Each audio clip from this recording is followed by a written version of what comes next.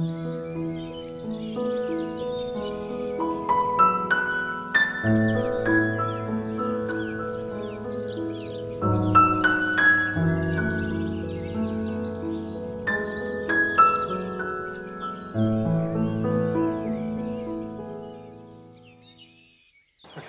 very good. So we can continue with our exploration of dependent origination. And we have, so far, we have been looking at the three first factors, the avijja, the sankhara, and the vijnana. And this morning I want to have a look at the vijnana and nama-rupa, the consciousness, and what is called here, translated here as name and form, and the relationship between the two. So first of all, let me just read out the definition of these things, especially name and form, so we know what this is referring to. So first of all, consciousness is the condition for name and form. So vijnana paccaya nama rupa.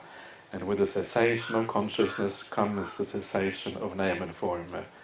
So that is showing us the conditional relationship between the two. And then we have the definition of name and form. And what bhikkhus is name and form? It is feeling, perception, volition, contact, and attention. This is called name. And the four great elements and the form derived from the four great elements, this is called form. Thus this name and this form are together called name and form. So basically you can see there that the idea of nama-rupa is all the, what it basically amounts to is the four other khandhas apart from vijnana itself. So it is the basic equivalent to Vedana, Sanya, Sankhara. That's basically what name is, and then you have the Rupa Khandha, which is form. So really, it is all about the experiential side of things, right? So you have, on the one hand, you have vijnana, which is the knowing aspect, the awareness, ability to be aware of things, and then nama-rupa is really the experiences, that whatever that experience is all summarized by nama-rupa. So these are the two things. And as I was explaining yesterday, just very briefly, the idea is that consciousness, depending on what we are intending in this life, how we live this life, what is of interest to us, where we're aiming for, what our purpose is, all of these things to show us where our consciousness is heading also in the future life, together with the karmic accumulations that we have. And because of that, because our consciousness has already been established at a certain level, that is the vijnana titi, then when you get reborn, consciousness is established, continues to be established at that level. And then you experience name and form as a consequence of that. Right? So in this way, name and form depends on consciousness.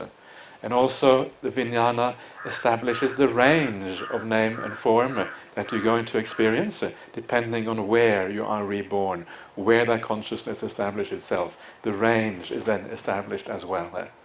So this is basically what that conditional relationship is about.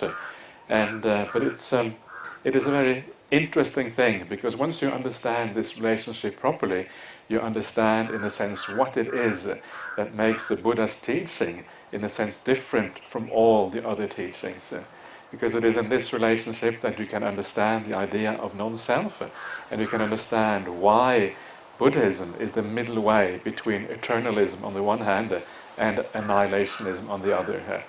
So that's dependent origination, right? Dependent origination is showing you the middle way between those two things. So this is what we're going to have a look at now. First of all, I'm going to turn to the Maha Nidana Sutta again, and this gives us some more clarity about the relationship between nama-rupa, name and form on the one hand, and consciousness on the other.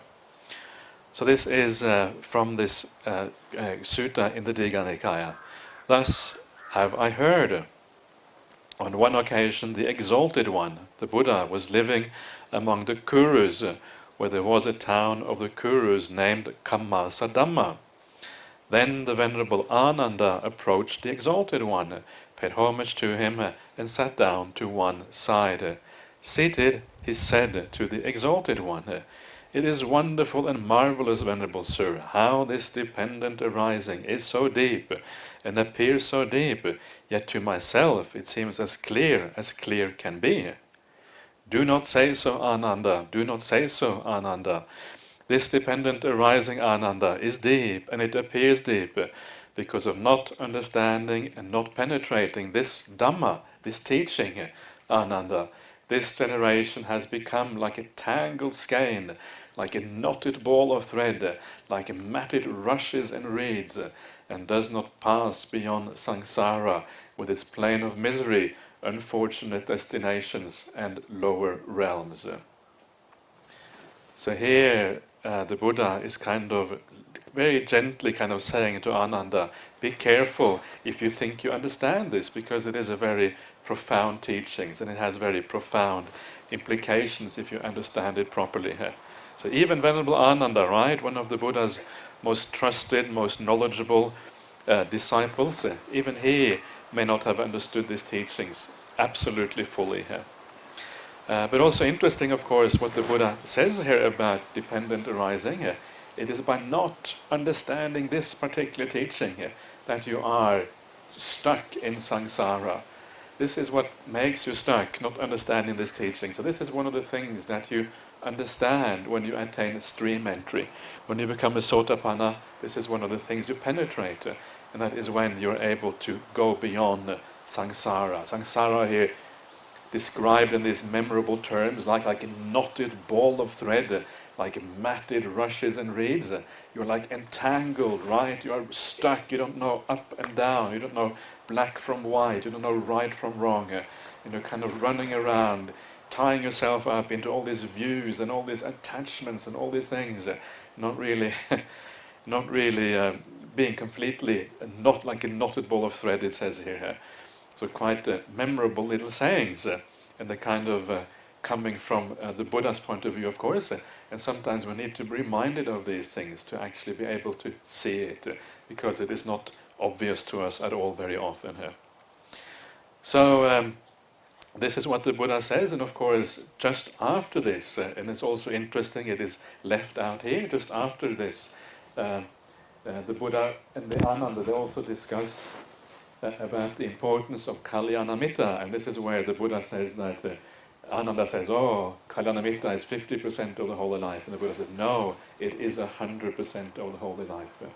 And of course, this is kind of the point. The point is that some of these teachings, they are so profound, they're so hard to see and understand for yourself, unless you have the eye of the world, right? The eye of the world is the word of the Buddha, not the eye.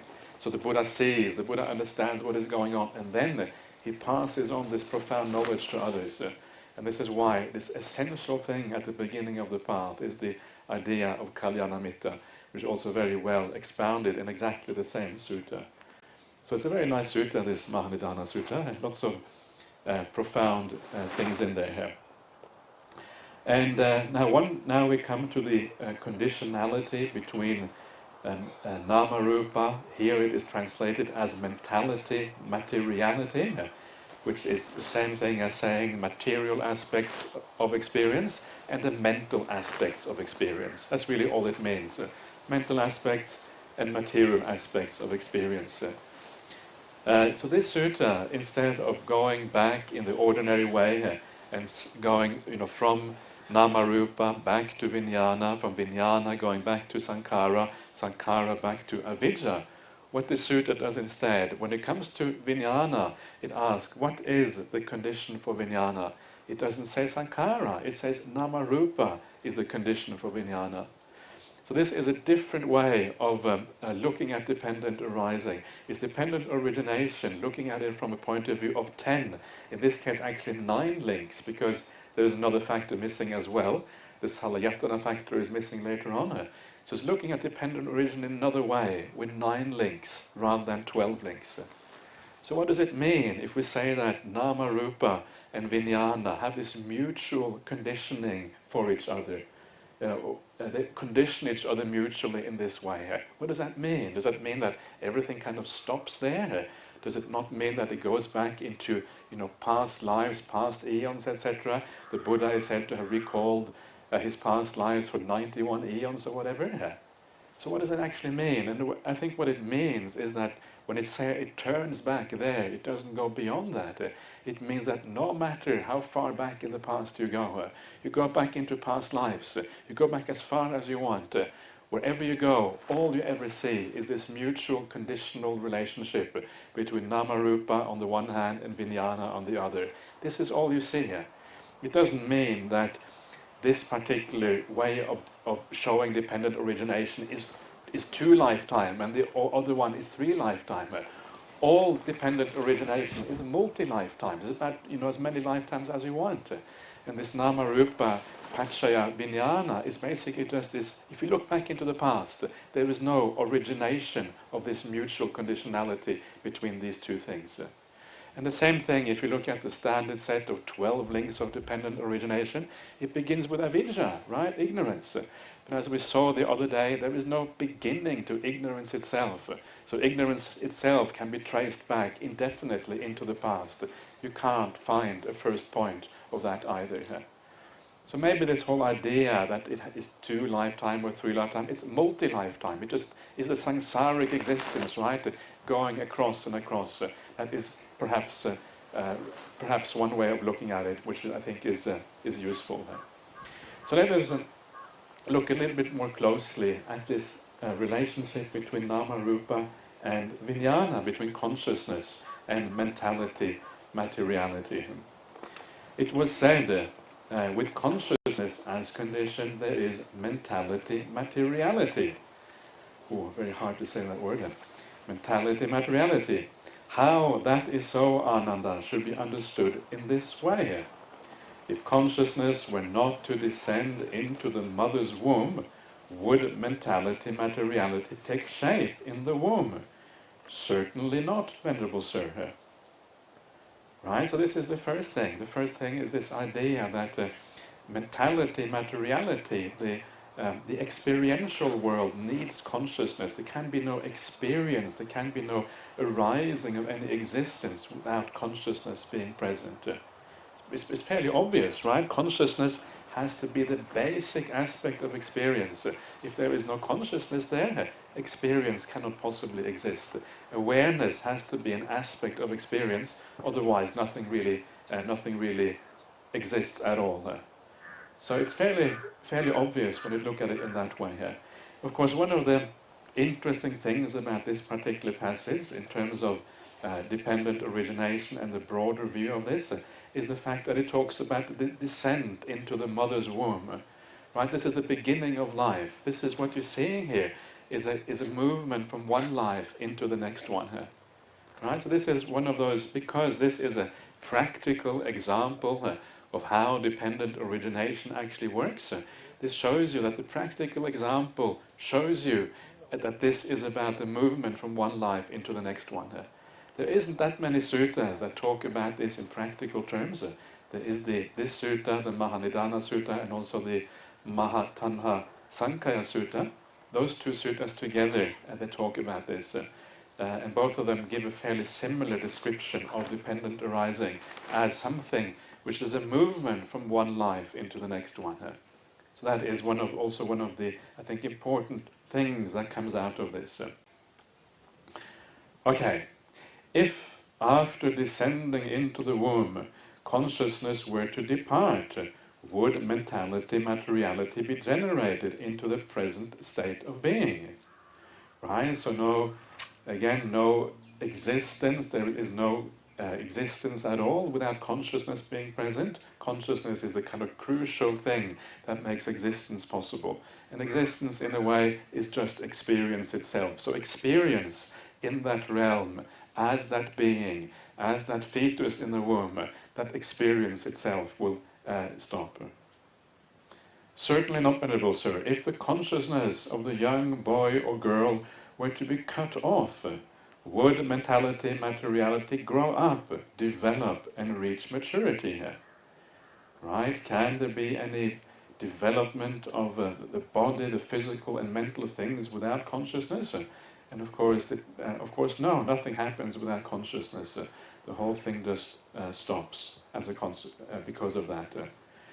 Therefore, Ananda, this is the cause, this is the source, this is the origin and condition for nama-rupa, mentality, materiality, namely consciousness. So that is just briefly showing you the necessity of consciousness for, really the way I understand this, it is the necessity of consciousness for experience. All these other factors are the factors of experience itself. And now we look at the other side of the conditionality. It was said with mentality, materiality as condition, there is consciousness. How that is so, Ananda, should be understood in this way. If consciousness were not to gain a footing in mentality, materiality, would an origination of the mass of suffering, of future birth, old age and death be discerned? Certainly not, Venerable Sir.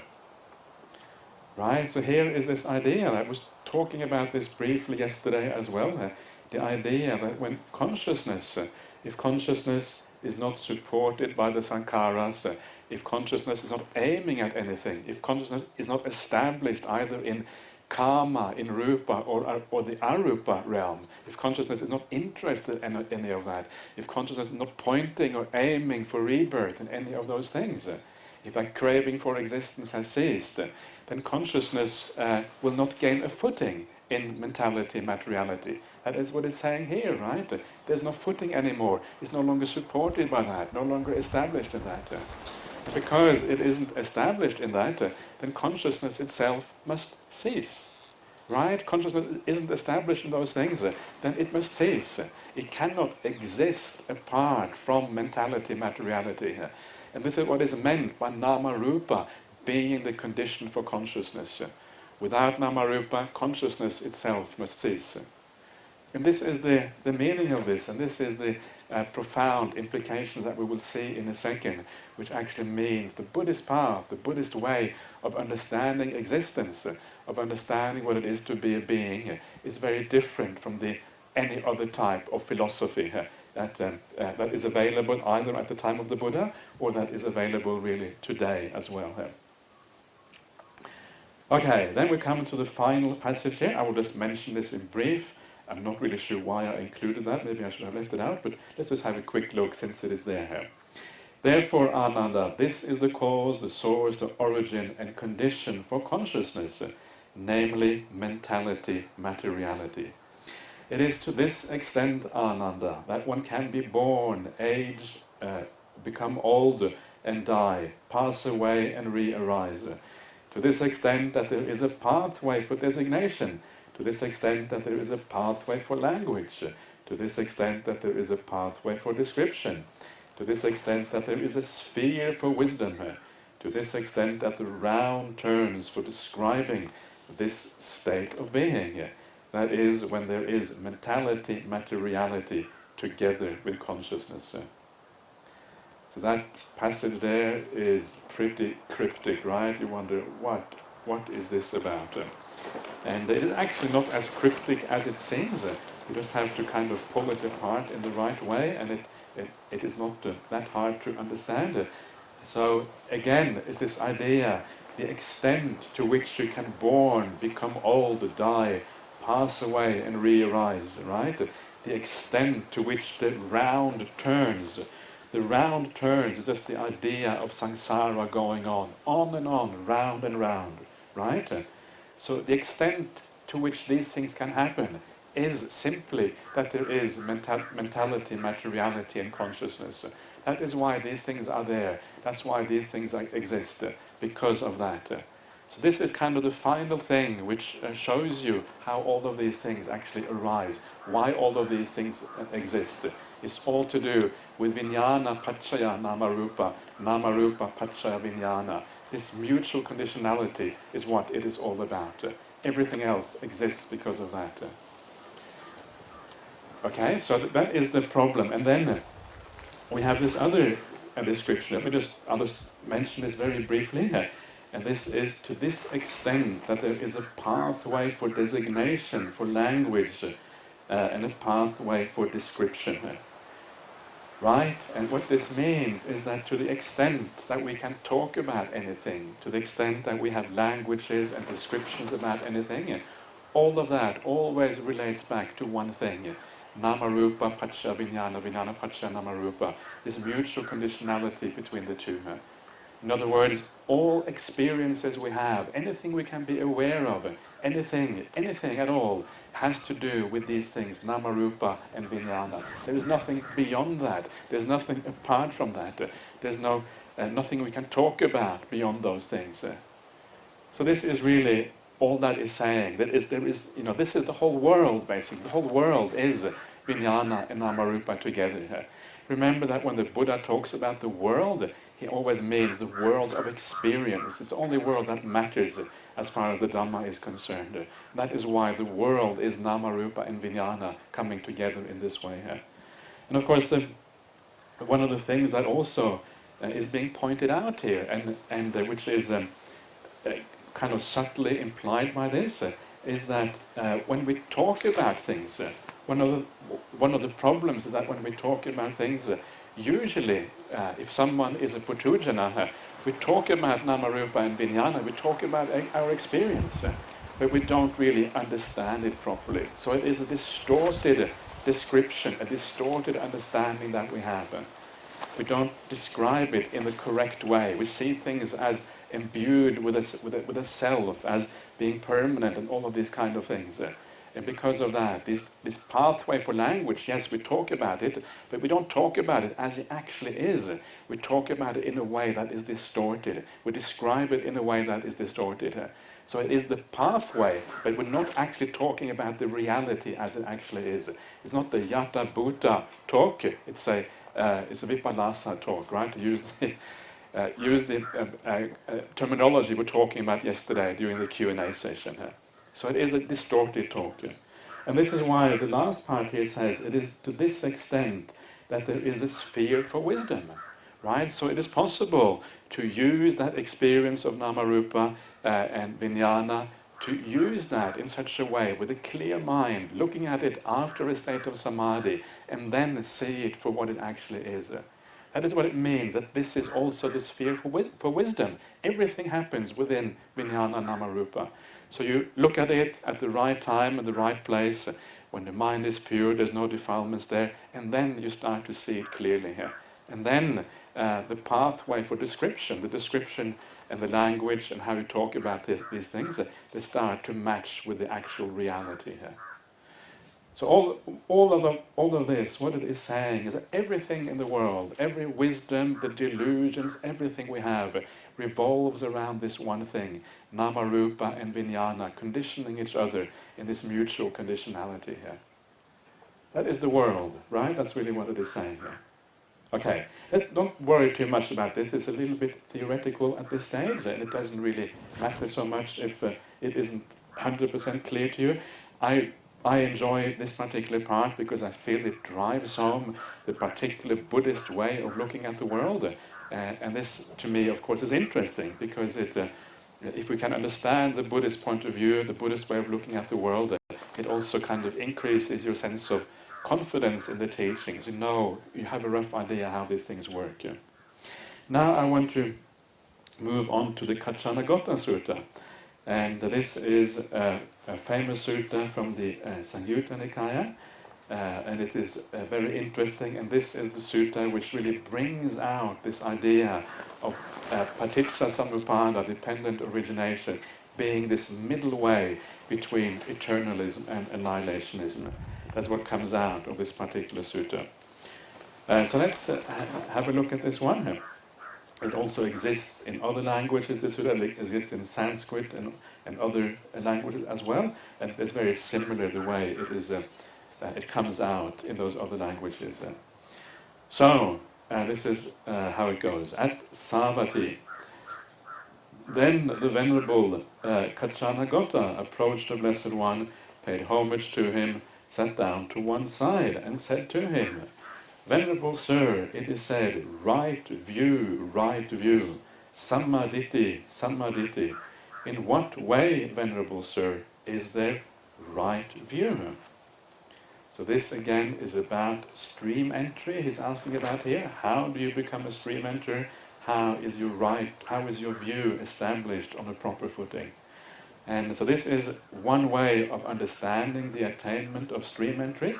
It's a different way from what you normally will see in the suttas, and for that reason it is interesting here.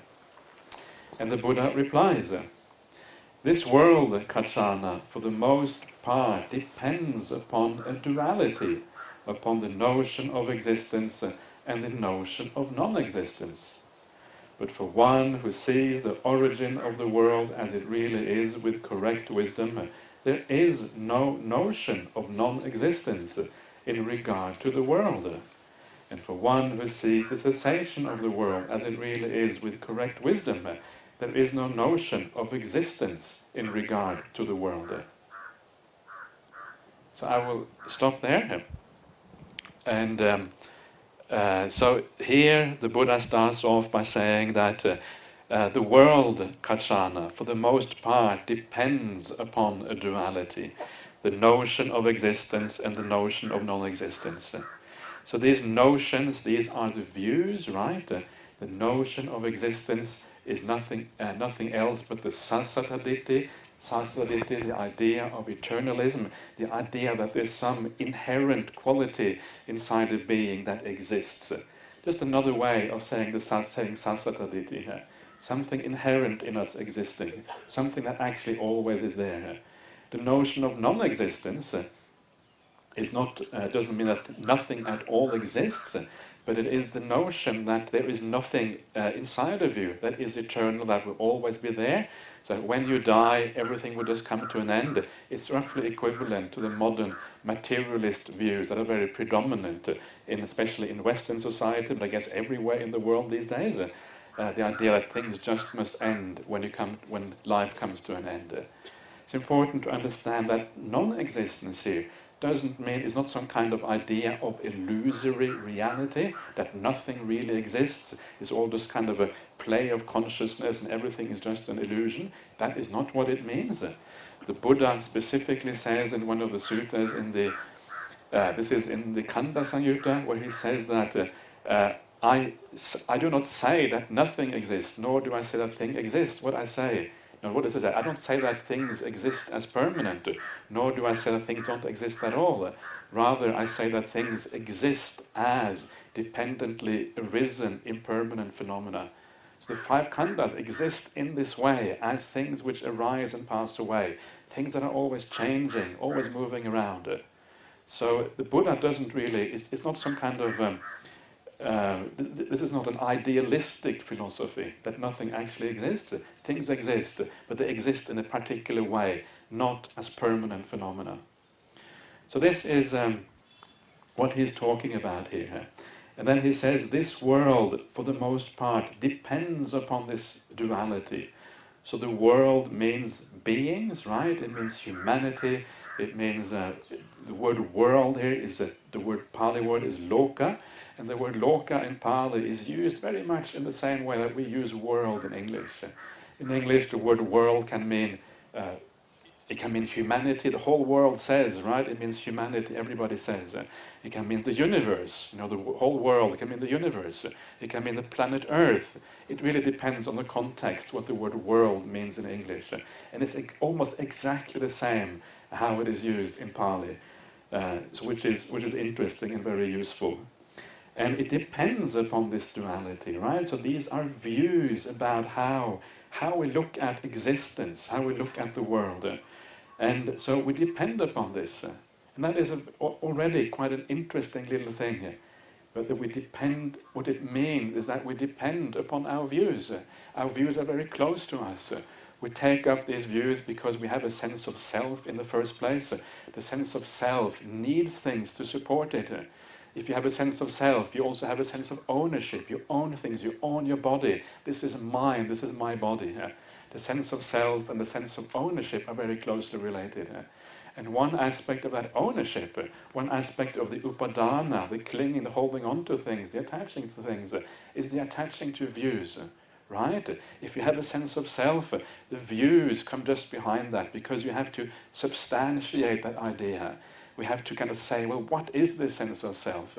And then we cling to these ideas as a consequence. We have these ideas. And that is why when you look at the world, you see precisely this. You see that all the vast majorities of philosophy and religions, they have precisely these views, right? Eternalism, it is everywhere in religion. It is found in the Hinduism. You have the idea of Brahma. Brahma is kind of the eternal divine thing, and you have it in Christianity, the Christian creator God. You have it in Islam. All the large religions of the world, and even the majority of the small ones, all rely on this idea of a creative principle, eternalism, something which is always there. And then that, of course, is then reflected inside of us, also in the atta, in the sense of self inside. Actually, it's really the other way around. It's actually we feel the sense of self inside of us, and then we project out onto the universe, and we see the big sense of self in the universe. God, right? Brahma is out there because we feel the sense of self inside of us. We project it also outside of us. So these are these ideas. And then, of course, you have the annihilationist view, which existed at the time of the Buddha already, right? These things have always been around. But of course, today it is also quite prominent view of the world. Everything is just material phenomena. When you die, everything comes to an end. The mind ceases because the mind is just an aspect of material phenomena. That existed already at the time of the Buddha. Sometimes, we like to think that, today we are so scientifically advanced and kind of we have our understanding of the world is so kind of advanced compared to what it was 2,500 years ago. And then you read some of the suttas and people already had those ideas back then. And then you can assume, if you go back in time, those ideas have always been there probably, right? There's always been existed, always been part of the human heritage, so to speak, these ideas. Because there are natural consequences of the sense of self. And because the sense of self, because avidya, because there's no first point of that, it has always been there, these theories will also always have been there. So we rely on these theories. So remember that. What it means is that when you are arguing with somebody, how do you know that you are relying on a particular view? If somebody is arguing with you, saying, your view is wrong, and you get upset when somebody says your view is wrong, you know that you have some attachment there to that view. So you can see that inside of yourself, that there is this attachment to view sometimes. Sometimes you don't like to be challenged, right? You don't want to hear somebody tells you, rebirth is just complete nonsense. How can you believe in that unscientific nonsense? Right? And you say, what? This, I think there's good evidence for this. And that upset that you may have when people say that is part of this attachment, this nisita. You are relying on, leaning on this duality of views for the most part. So it is good to be humble about things. Remember that your views, they are conditionally arisen.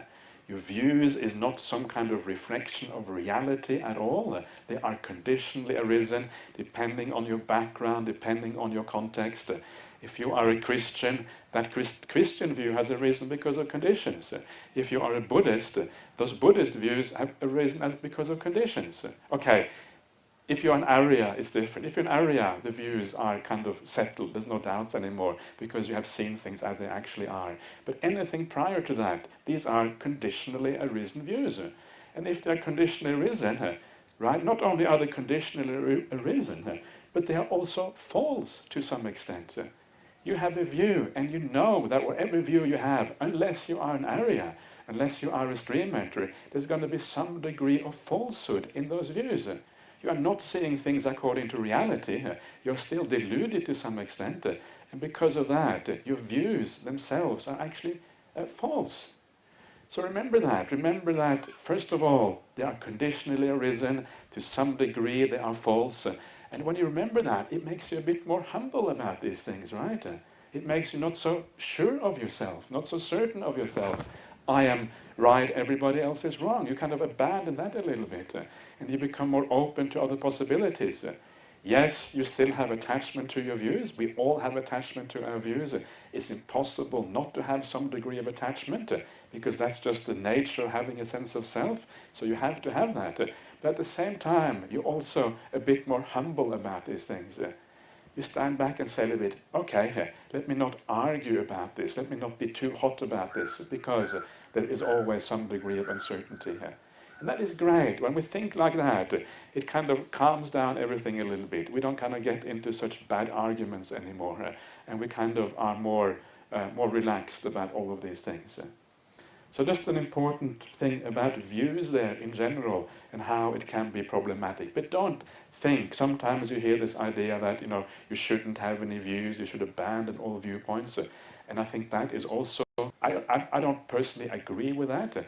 And not only don't I agree with it, I think actually it is impossible. It is impossible to abandon all views. We have to have views. It is part of what it means to have an atta, a sense of self, always has views. And if you try to abandon views, you will just take up another one. It's impossible to let go of all views completely. So having views is okay, but remember their uncertainty, remember all of those things, and then you have a bit more humility about it. Okay, so, and then the Buddha says, and this is where perhaps the most interesting and most powerful part of this little sutta is, for one who sees the origin of the world as it really is with correct wisdom, there is no notion of non-existence in regard to the world. Right? So, first of all, the one who sees the origin of the world, what does it mean that one sees the origin of the world? You might think that this refers to the Big Bang or something like that, but of course it does not refer to that at all. And again, we need to go back to this idea, the Buddhist idea of what the world is. And to get to that idea, you can go to little suttas like the Rohitassa Sutta in the Anguttara Nikaya 4s. And the Rohitassa Sutta is the famous monk, or was he a monk? I think, can't remember now. Anyway, he was a deity at that time. But he was previously a monk. Okay, thank you. Okay, very good. Okay, so I'll try not to hold on to my views too strongly. That's good. Thank you for that. So this is Rohitassa. He said that he wanted to find the end of the world, and he said, "I will find the end of the world by traveling." And so he decided to go as far as he possibly could with his psychic powers.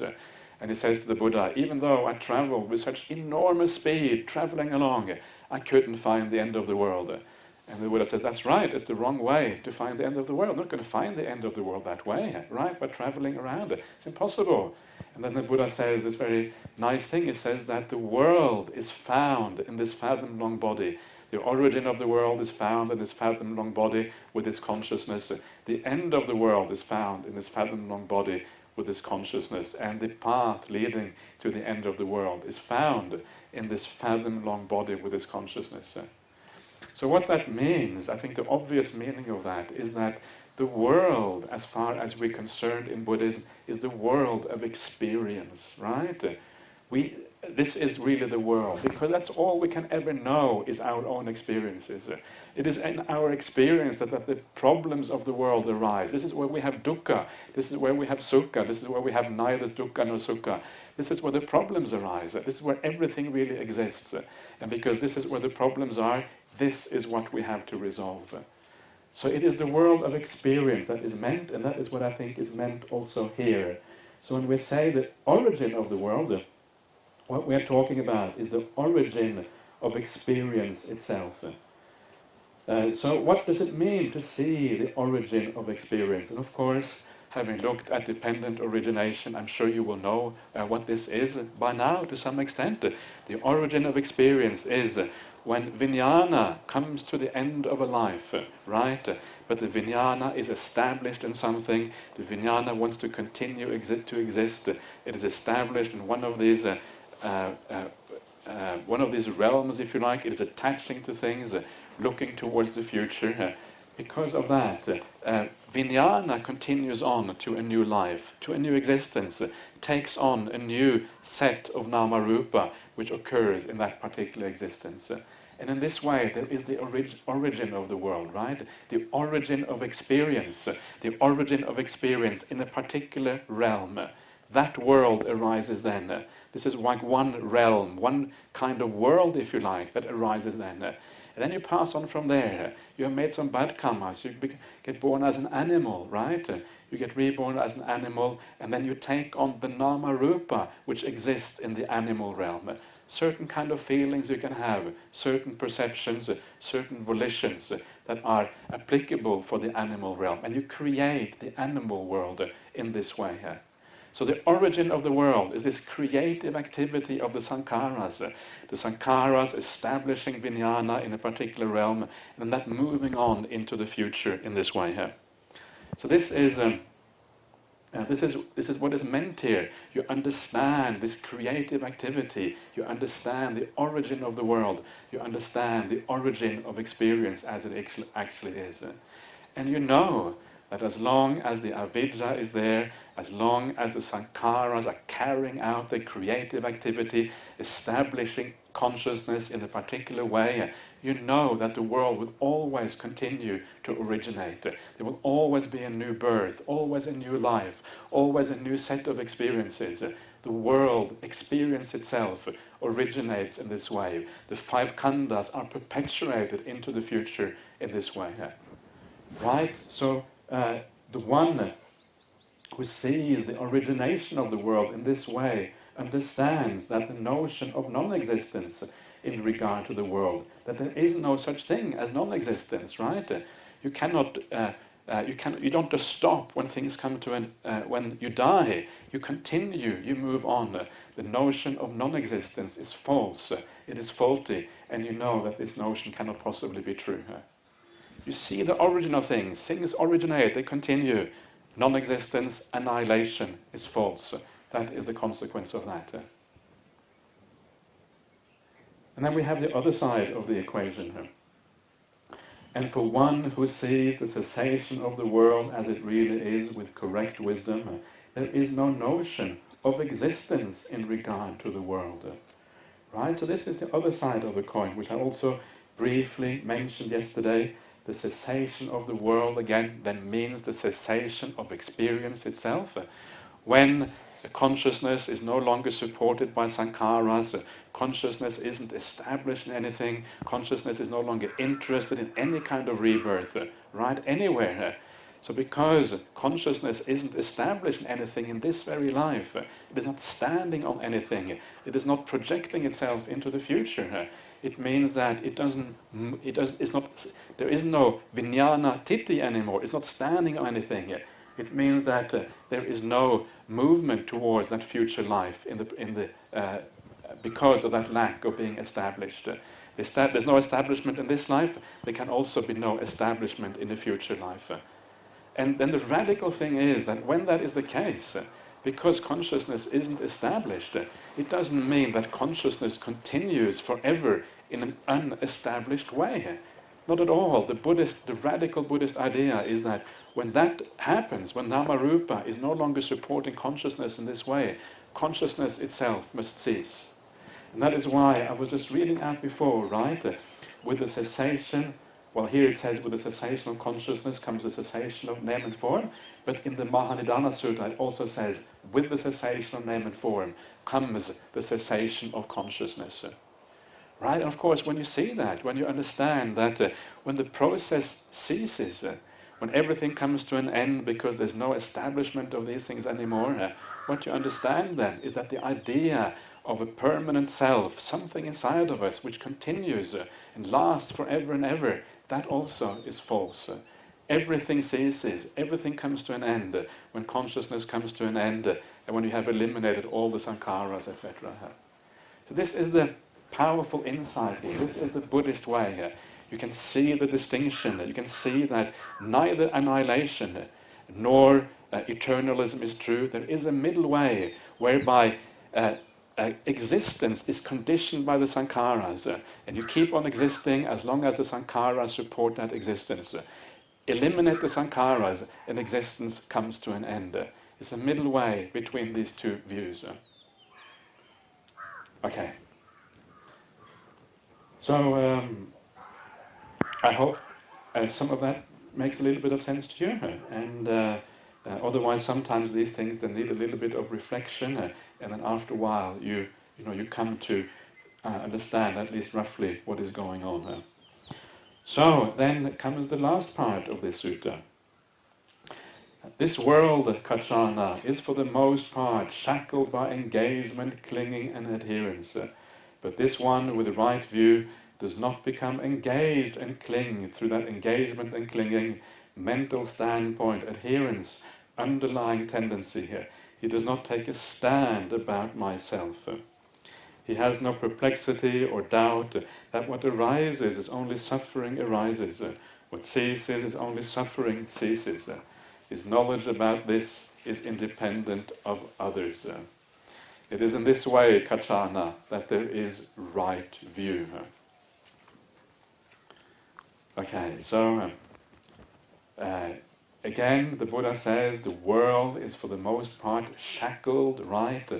Vinibanda, this is banda is to bind, it's related to the English word bind, so you are literally bound and chained and shackled to these things. You're shackled by these things rather.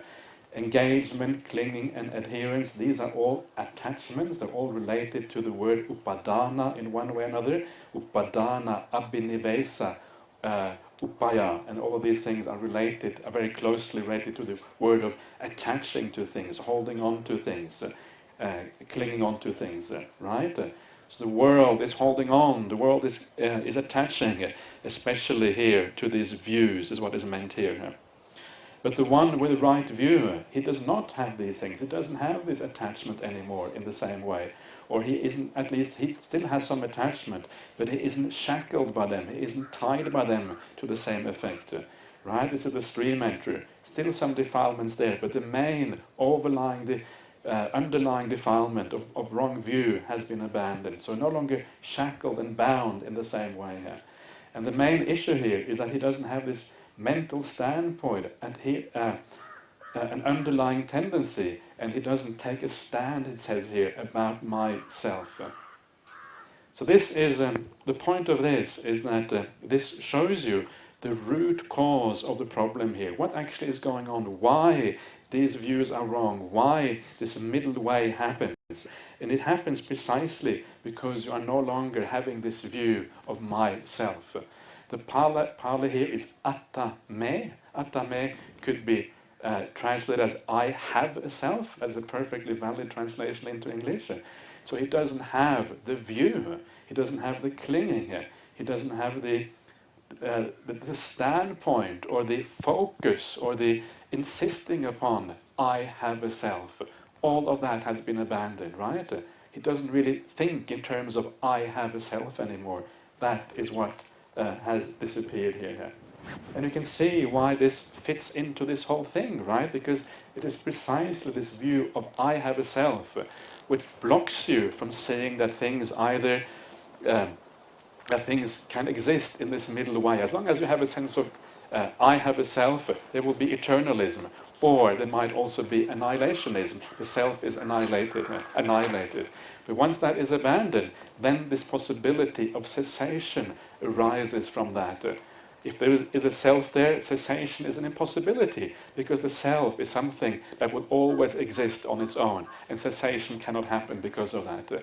Only when that is abandoned does the possibility of cessation actually arise.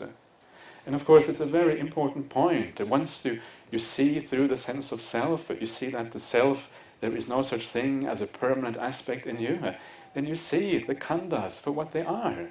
Right? The khandhas, when you have drawn out this false understanding of things, the false view of things, then the khandhas are just pure khandhas. And they're no longer imbued with this kind of magical quality which actually was never there in the first place. And that allows you to see the khandhas for what they are. And this is what this next little sentence is about here, right? It says that he has no perplexity or doubt, that what arises is only suffering arising, what ceasing is only suffering ceasing. That is what it means to see the khandhas as they actually are. You just see khandhas, they are a bunch of suffering arising and a bunch of suffering ceasing. You have withdrawn the false view that there is a self in there, and suddenly the khandhas, they have no meaning for you anymore. The only reason they have a meaning is because the sense of self was there. Once that is withdrawn, you're able to see them for what they actually are, just as a big problem, something you actually want to get rid of. It's a drastic change in view, right? A drastic reappraisal of reality. And that is why, once you become a stream mentor, this idea of cessation becomes such a beautiful idea, because you understand that the only thing that actually ceases, it's suffering itself.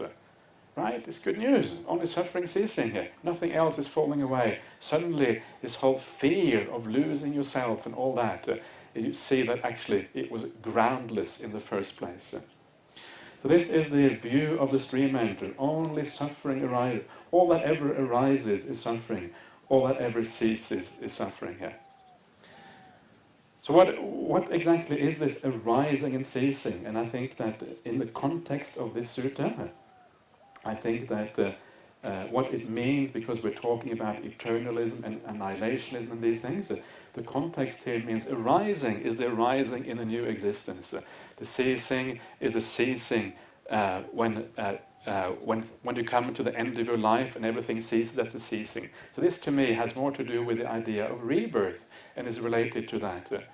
One of the problems, I think, within our modern way of talking about Buddhism is that the Vipassana movement has been very, very strong for so long.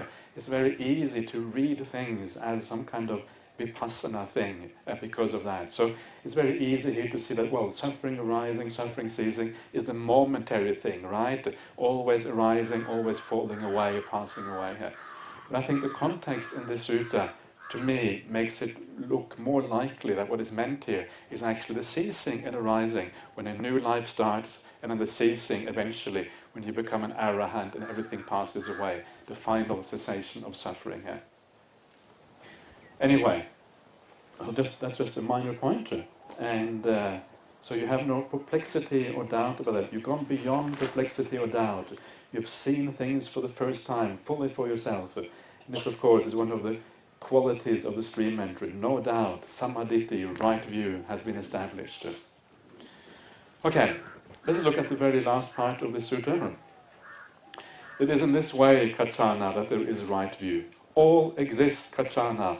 This is one extreme. All does not exist. This is the second extreme. Without veering towards either of these extremes, the Tathagata teaches the Dhamma by the middle. With ignorance or with avidya or delusion as condition, there are willed activities. With the willed activities as condition, there is consciousness, etc., etc., all the way down to the end. And such is the origin of this whole mass of suffering. But with the remainderless fading away of avidya comes the cessation of the willed activities. With the cessation of the willed activities, there is the cessation of consciousness, and such is the cessation of this whole mass of suffering. All exists is one extreme, sabbang ati, and this is just another way, as I understand it, of expressing the view of eternalism. All exists, maybe another way of translating this is that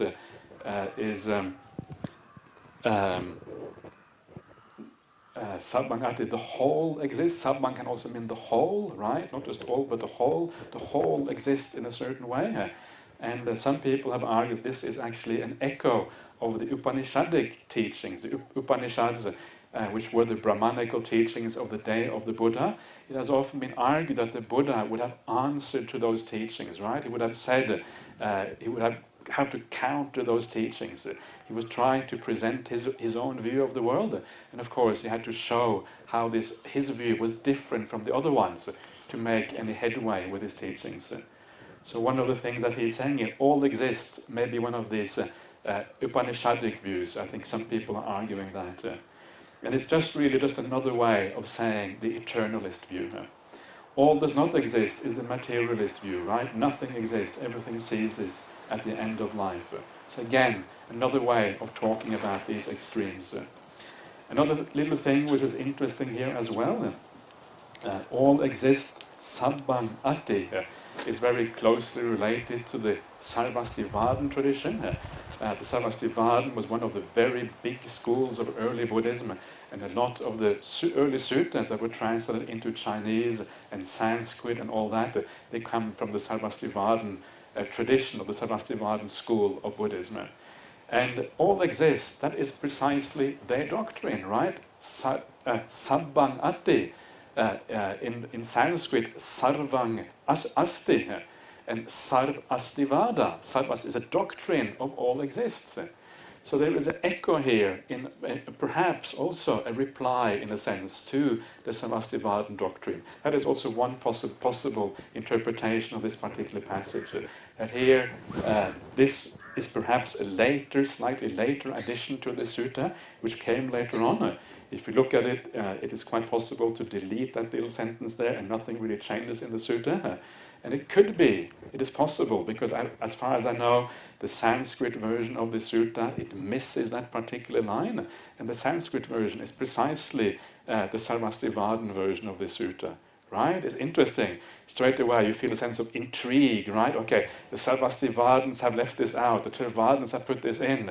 What is going on here? There's something intriguing going on. Have the Sarvastivadin, have they removed it so as to kind of not compromise their own teachings? Or have the Theravadins added it so as to kind of show the wrong views of the Sarvastivadins? Remember, these were very hot topics of the day, right? From a Theravadin point of view, the Sarvastivada is crazy. How can you say that? It's like saying there is a self. But from the Sarvastivadins, they had their own philosophical reasons for, supporting this particular view. Anyway, it doesn't matter. I don't think there is any problem really there. It's just like a little side issue. In the Katavatu, the Sarvastivadins, they're called the Sabbativadas. They're called in there. So you can look it up and you can have a look at some of those discussions and arguments that happened.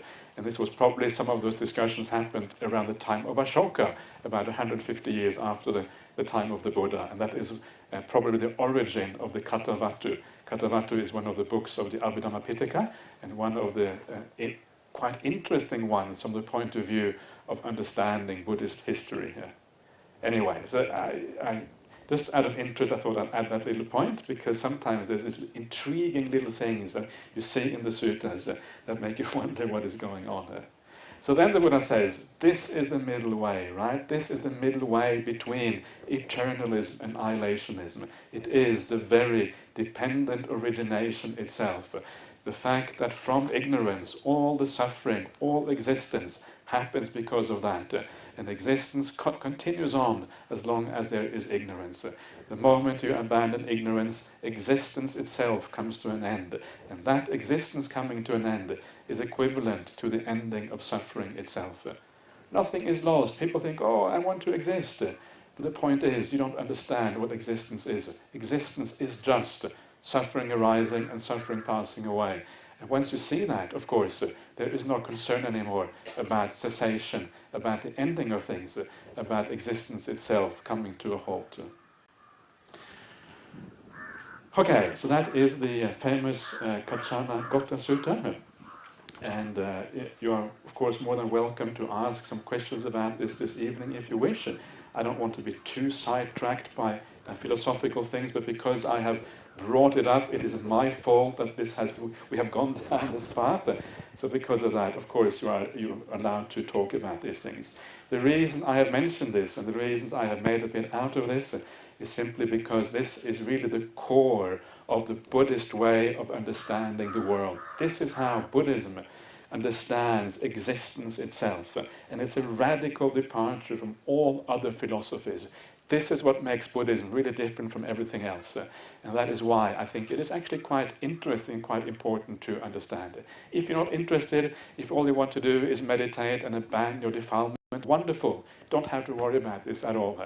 But for those of you who want to go a little bit more deeply into these things, I think perhaps it can be useful, and that's why I've been talking about this at some length.